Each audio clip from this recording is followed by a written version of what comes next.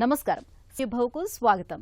ఈ రోజు సుఖీభవలో మొబైల్ వాడకంతో చెవిలో మోతలు, ఊపిరితిత్తుల్లో క్యాన్సర్ ముందే పసిగట్టేదెలా, మన శరీరానికి కొవ్వు అవసరం ఉందా, మందుల వాడకంతో చిగుళ్లకు ముప్పు, ఇంకా హెల్త్ టిప్. సెల్ ఫోన్ ఇవాళ మన నిత్య జీవితంలో ఒక భాగం. చేతిలో సెల్ ఫోన్ లేకుండా ఉండలేని స్థితికి వచ్చేసాం. సెల్ ఫోన్ సాయంతో ఎన్నో పనుల్ని చిటికీలో చక్కబెట్టేస్తున్నాం. అయితే ఇదే సెల్ ఫోన్తో మనకు సమస్యలు బెడద పెరుగుతోంది. ముఖ్యంగా గంటల తరబడి సెల్ ఫోన్లలో మాట్లాడటం, పాటలు వినడం అనే అలవాటు చెవిలో మోతల్ని, శబ్దాల్ని తెచ్చిపెట్టే టినిటస్ సమస్యకు కారణమవుతుందని అంటున్నారు నిపుణులు. సెల్ ఫోన్ వాడకంతో తలెత్తే చెవిలో మోతలకు మన సంప్రదాయ వైద్యం ఆయుర్వేదం చెబుతున్న చికిత్సలు, పరిష్కార మార్గాల గురించి ఇప్పుడు తెలుసుకుందాం.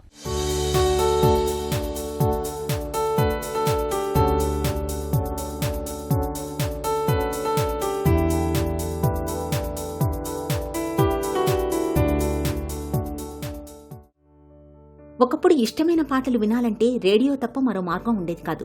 తర్వాతి కాలంలో టేప్ రికార్డర్లు, ఆడియో టేపులు అందుబాటులోకి వచ్చాక నచ్చిన పాటల్ని వినడం కాస్త తేలికయింది. స్మార్ట్ ఫోన్ల రాకతో మొత్తంగా శబ్ద ప్రపంచమే మన చేతుల్లోకి వచ్చేసింది. సంగీతాస్వాదనకు సరిహద్దులు చెరిగిపోయాయి. స్మార్ట్ ఫోన్లలో సంగీతాన్ని ఆస్వాదించడాన్ని ఇవాళ యువతరం ఎక్కువగా ఇష్టపడుతోంది. గంటల తరబడి ఇయర్ ఫోన్స్ ని లేదంటే ఇయర్ బడ్స్ ని చెవులకు తగిలించుకుని వింటున్నారు. ఇంట్లో ఉన్నా, వాహనాల్లో ప్రయాణిస్తున్నా, చివరకు నడుస్తున్నప్పుడు కూడా చాలా మంది చెవులకు హెడ్ ఫోన్స్, ఇయర్ బడ్స్ ఉంటున్నాయి. ఈ రకమైన ధోరణి మన చెవులకు హాని చేస్తుంది. విరామం లేకుండా నిరంతరాయంగా ధ్వనుల్ని, శబ్దాల్ని వినడం వల్ల వినికిడి తగ్గడంతో పాటు చెవిలో మోతలు, శబ్దాలనేవి సమస్యగా మారతాయని హెచ్చరిస్తున్నారు నిపుణులు. టినిటస్ అంటే కర్ణనాదము లేకపోతే చెవిలో హోరు అనే సమస్య రావడానికి చాలా రకాలైన కారణాలు ఉంటాయి.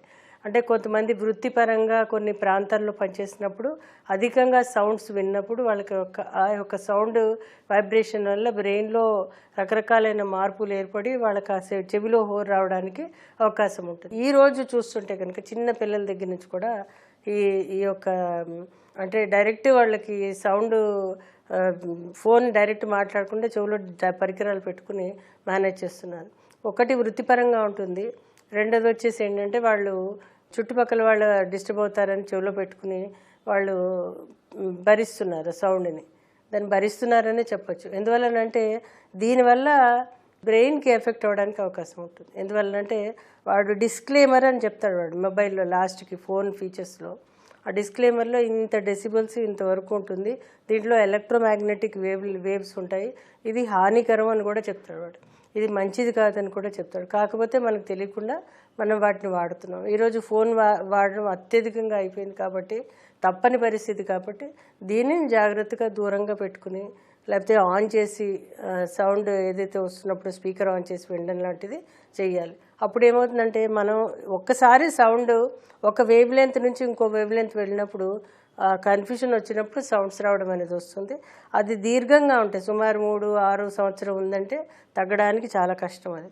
కాబట్టి స్టార్టింగ్ స్టేజ్లో కనుక ఈ సమస్య వచ్చినప్పుడు డాక్టర్ని కన్సల్ట్ చేయడం, అలాగే ఏదైతే పరికరాలు ఉన్నాయో అవి అవాయిడ్ చేయడం, అలాగే ఇండస్ట్రియల్ ఏరియాస్లో ఉన్నప్పుడు వాళ్ళకి చెవులకి ఏదైనా కాటన్ లాంటిది పెట్టుకోవడం, తలస్నానాలు లాంటివి చేసినప్పుడు కూడా సరే కాటన్ లాంటిది పెట్టుకోవాలి. ఇది కాకుండా కొన్ని చిన్న చిన్న ఎక్సర్సైజెస్ అంటే పూరణం అంటాం మేము, అంటే ముక్కు బిగదీసి చెవి నుంచి గాలి వదలడం అనేది, అది కొన్ని యోగాసనాల్లో కూడా చెప్తారు. అవి చేయడం ద్వారా కూడా వీళ్ళకి యొక్క టినిటస్ తగ్గడానికి అవకాశం ఉంటుంది. ఎందుకంటే ఆ ఇంటర్నల్ ఏవైతే కాక్లియా అని ఇతరత్ర ఏవైతే ఆ 3 బోన్స్ ఏవైతే ఉంటాయో అవి కూడా ఒక్కొక్కసారి వీకెన్ అవుతాయి. అందులో సెల్స్ కూడా వీకెన్ అవుతాయి. అవి మళ్ళీ రిజ్యుమినేట్ అవ్వడానికి మనం చేసే ఈ యొక్క బ్రీతింగ్ ఎక్సర్సైజెస్ హెల్ప్ చేస్తాయి అన్నమాట. ఇది కాకుండా కొన్ని ఆక్యుపంక్చర్ లాంటివి కూడా ఉంటాయి. అవి జస్ట్ వాటిని ఆ యొక్క ఏరియాస్ని వాళ్ళు టచ్ చేయడం ద్వారా, అంటే చేతుల ద్వారా టచ్ చేయడం కానీ కొన్ని ప్రెషర్ పాయింట్స్ని టచ్ చేయడం ద్వారా కూడా వీళ్ళకి టినిటస్ తగ్గడానికి అవకాశం ఉంటుంది. గణగణమనే గంట శబ్దం అనుక్షణం మన చెవుల్లో మారుమ్రోగుతూ వినిపిస్తుంటే ఆ బాధ దుర్భరం, ఆ వేదన నరకప్రాయం. చెవుల్లో శబ్దాలనేవి కందిరీగ రొదల, సముద్రపు హోరులా, టిక్ టిక్ మనే గడియారపు ములులా, హిస్మని బుసకొడుతున్నట్లుగా, దూరంగా ఎక్కడో బోరు వేస్తున్నట్లుగా ఇలా రకరకాలుగా ఉండొచ్చు. చెవుల్లో ఇలా హోరుమనే శబ్దాల మూలంగా ఏ పని మీద మనసు పెట్టలేం. ఒకటే చిరాకు, విసుగు, అసహనంతో మొత్తంగా జీవితంలో ప్రశాంతతే కరవైపోతుంది. చెవిలో మోతల్ని ఆయుర్వేదం కర్ణనాదమని పిలుస్తుంది. చెవిలో మోతలు, శబ్దాలతో బాధపడుతున్నప్పుడు సాధ్యమైనంత వరకు మొబైల్ వాడకాన్ని తగ్గించాలి. అలాగే జీవనశైలి, ఆహార విహారాల్లో తగిన జాగ్రత్తలు తీసుకోవాలి. ముఖ్యంగా వంటల్లో ఉప్పు వాడకాన్ని తగ్గించాలి. ఇక నిత్యం 2-3 చుక్కల ఆవ లేదా ఆలివ్ నూనె లేదంటే 2-3 చుక్కల వెల్లుల్లి రసాన్ని చెవిలో వేస్తుంటే హోరుమనే శబ్దాలు తగ్గే అవకాశం ఉంటుంది. బిల్వాది తైలం, క్షార తైలం, హింగ్వాది తైలాలను తరచుగా చెవుల్లోకి చుక్కల మందులాగా వాడుకుంటే చెవిలో మోతలు, శబ్దాలు క్రమంగా తగ్గుముఖం పడతాయి. చిట్కాల విషయానికి వచ్చేసరికి కొన్ని రకాలైన ఔషధాలు, ముఖ్యంగా అశ్వగంధ లాంటివి తీసుకుంటే కొంతవరకు హెల్ప్ చేస్తుంది. సుమారు 1/4 టీ స్పూన్ రోజు పొద్దున్న సాయంత్రం తీసుకుంటే, పాలతో కలిపి తీసుకుంటే కొంతవరకు సహాయపడుతుంది. ఇది కాకుండా ఏంటంటే ఇప్ప పూలు అనేవి మనకి దొరుకుతూ ఉంటాయి. కొన్ని ప్రాంతాల వాళ్ళు అడిగితే వాళ్ళు తీసుకొచ్చి ఇస్తారు, లేదా ఆన్లైన్లో కూడా దొరుకుతాయి. ఆ ఇప్ప పూలను ఏం చేయాలంటే కొంచెము నువ్వుల నూనెలో కలిపి వేడి చేయాలి. వేడి చేసి కాటన్లో ముంచి చెవిలో పెట్టుకుంటే కనుక కొంతవరకు అది హెల్ప్ చేయడానికి అవకాశం ఉంటుంది. ఇది కాకుండా అంటే రేలా అనేది ఔషధం దొరుకుతుంది. ఆ రేలా ఔషధాన్ని కూడా కషాయంగా కాచి పొద్దున 1 చెంచాడు, సాయంత్రం 1 చెంచాడు తీసుకుంటే కూడా కొంతవరకు సహాయపడుతూ ఉంటుంది. ఇది కాకుండా ఏంటంటే వీళ్ళకి మనకి నువ్వుల నూనె యాజ్ ఇట్ ఈస్ దొరుకుతుంది మనకి.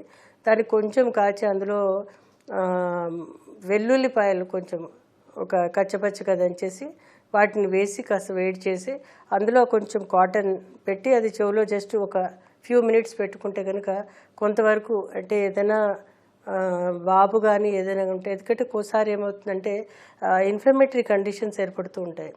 అంటే లోపల టిష్యూస్, లోపల ఉండే బోన్స్ లేదా అంటే లోపల ఉండే సాఫ్ట్ టిష్యూస్ అవి కూడా ఒకసారి వాస్తాయి. వాచినప్పుడు కూడా ఇలాంటి శబ్ద తరంగాలకు అవరోధం కలిగి ఈ యొక్క సౌండ్స్ రావడానికి అవకాశం ఉంటాయి. ఇవి తీసుకుంటే సరిపోతుంది. చికిత్సా విషయానికి వచ్చేసరికి ఆయుర్వేదంలో చాలా రకాలైన చికిత్సలు ఉన్నాయి. కాకపోతే ఏంటంటే ఇది స్పెసిఫిక్గా కర్ణనాదానికి కొన్ని రకాలైన ఔషధాలు చెప్పారు. కాకపోతే ఈ రోజు వచ్చే కర్ణనాదం డిఫరెంట్గా ఉంటుంది. కాబట్టి దీనికి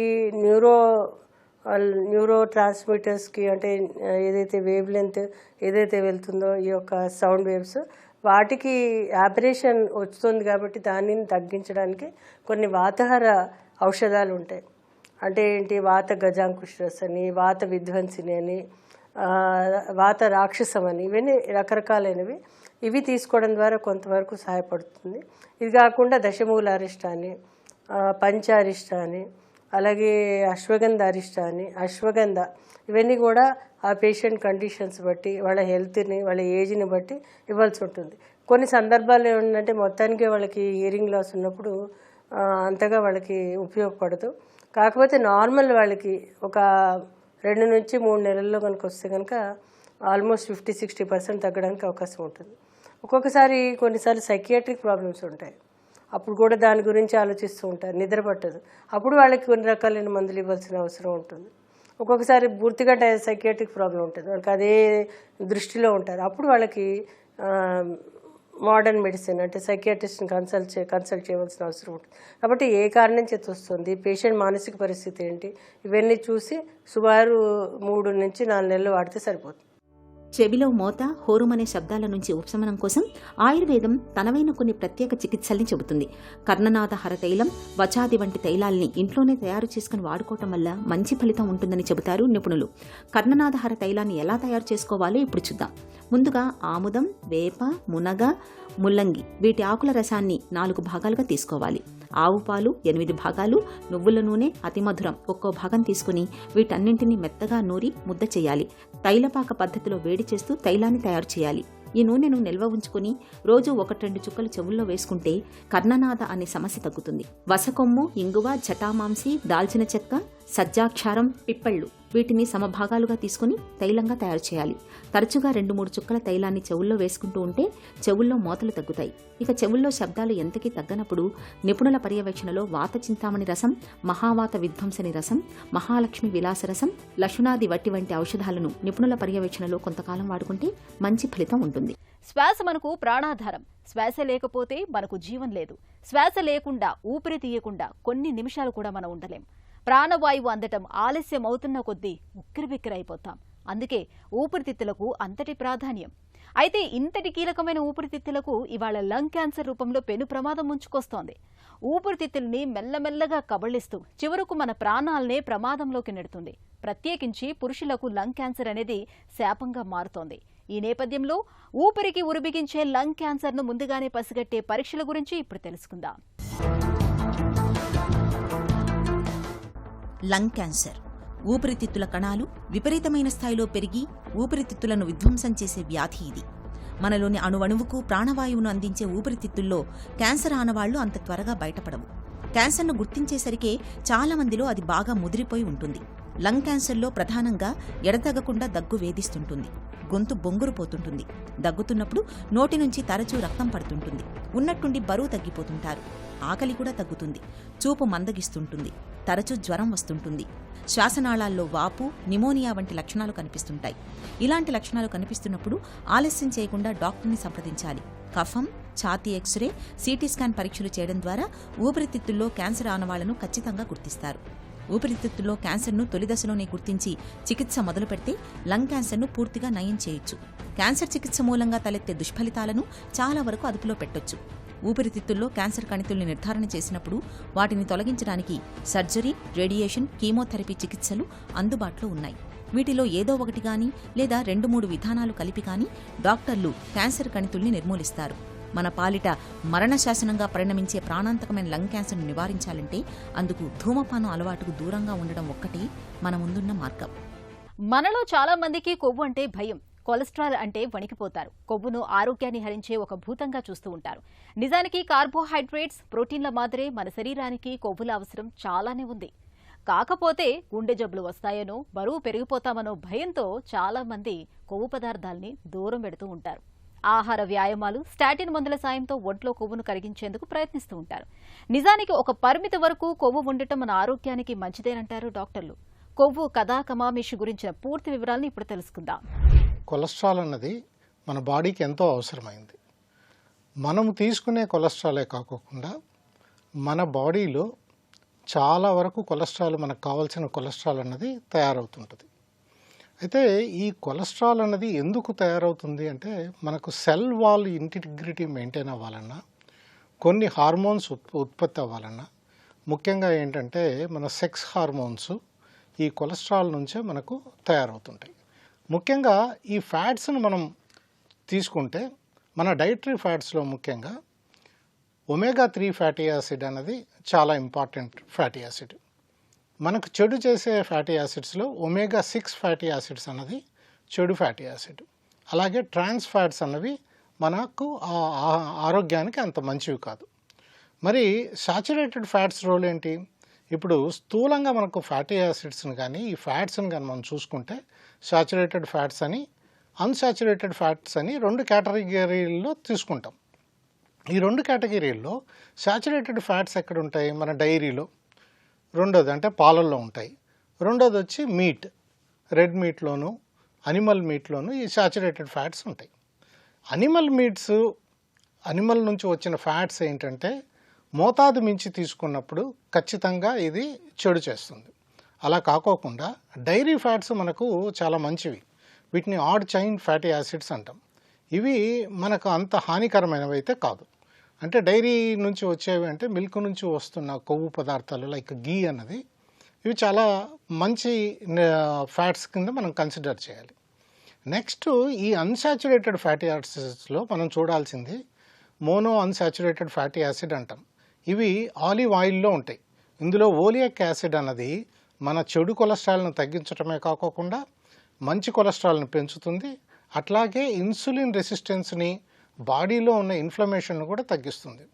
అందుకే ఆలివ్ ఆయిల్లో ఉండే ఈ ఓలిక్ యాసిడ్ కానీ, అవకాడో ఆయిల్స్లో ఉండేవి కానీ ఇవి మోనో అన్సాచురేటెడ్ ఫ్యాటీ యాసిడ్స్. ఇవి మనము చాలా సేఫ్గా తీసుకోవచ్చు. ఇంకోటి మీడియం చైన్ ట్రైగ్లిజరైడ్స్ అంటాం. ఈ మీడియం చైన్ ట్రైగ్లిజరైడ్స్ మన కోకోనట్ ఆయిల్లో అధికంగా ఉంటాయి. కోకోనట్ ఆయిల్లో అధికంగా ఉన్న మీడియం చైన్ ట్రైగ్లిజరైడ్స్ మంచి ఎనర్జీ సోర్స్ కింద పనిచేయటమే కాకుండా మన వెయిట్ లాస్కి కానీ లేదా యాంటీ ఇన్ఫ్లమేటరీ యాక్టివిటీస్ కానీ కలిగి ఉన్నాయి. అంతేకాకుండా ఇవి మంచి కొలెస్ట్రాల్ను కూడా పెంచుతాయి. సో ఇక మూడోది ఈ పాలీ అన్సాచురేటెడ్ ఫ్యాటీ యాసిడ్స్లో అత్యంత ఇంపార్టెంట్ అయిన 2 fatty acids ఒమేగా-3 fatty acid, ఒమేగా-6 fatty acid. ఒమేగా-3 fatty acid అనేది మన ఆరోగ్యానికి చాలా అవసరం. మన బాడీలో ఇన్ఫ్లమేషన్ని తగ్గిస్తుంది, మన యొక్క ఇన్సులిన్ రెసిస్టెన్స్ని తగ్గిస్తుంది. అంతేకాకోకుండా ఈ ఇన్ఫ్లమేటరీ ప్రాపర్టీస్ అయిన ఇన్సులిన్ రెసిస్టెన్స్ను కూడా మనకు తగ్గించడానికి ఆస్కారం. ఏళ్ల కొద్దీ మందులు వాడుతున్నప్పుడు పొట్టలో మంటగా అనిపించడం, గ్యాస్ ట్రబుల్ బాధలు పెరగడం మనలో చాలా మందికి అనుభవమే.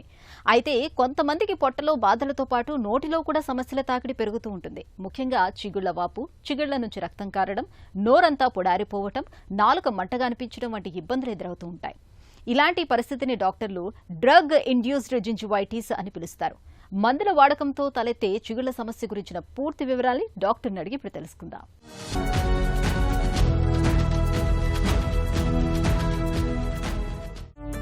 మందుల వాడకానికి చిగుళ్ల జబ్బుకు సంబంధం ఉందా? నోట్లో మనకేంటంటే మనకు మందుల వల్లే కాదు, మనకి ఇతర జబ్బులు ఉన్నా కూడా మన నోట్లో మనం చూసినట్టయితే మనకు తెలిసిపోతుంది అనమాట.